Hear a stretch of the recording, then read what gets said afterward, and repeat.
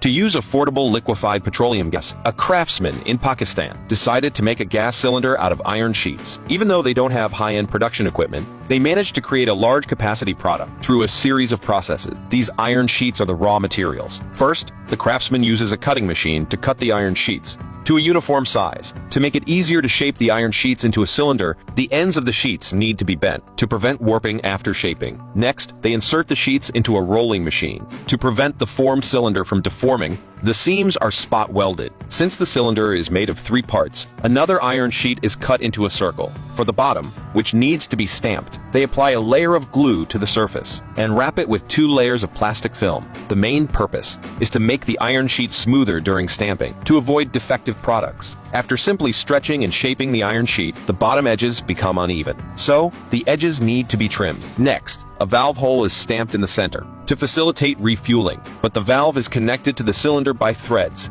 and ordinary welding poses a risk of leakage. So, they use a gas-tight submerged arc welding. Using a high-temperature arc, they melt the surface welding flux to achieve welding. When connecting to the cylinder, the craftsman uses a roller to create a step to reduce the inner diameter. Now, the cylinder can be assembled. Their measurements are very precise, so the joints fit perfectly. After assembling the 3 parts of the cylinder, to prevent leaks at the seams, they fix the cylinder on the workbench. With the ability to rotate, the welding equipment automatically welds. When a certain amount of welding flux is added to the outlet, the inner seams are welded. The high temperature generated by the electric circuit melts both parts, improving the overall welding quality. But at this point, the cylinder cannot stand upright. So, they bend an iron sheet into a circle. But the thickness is not enough to support it, so they use a stamping machine to shape it, making the base contact area larger. They also bend a rusty iron pipe into a circle. Then, they fix the mold according to the center hole to weld the iron sheet in a uniform position. This serves as support.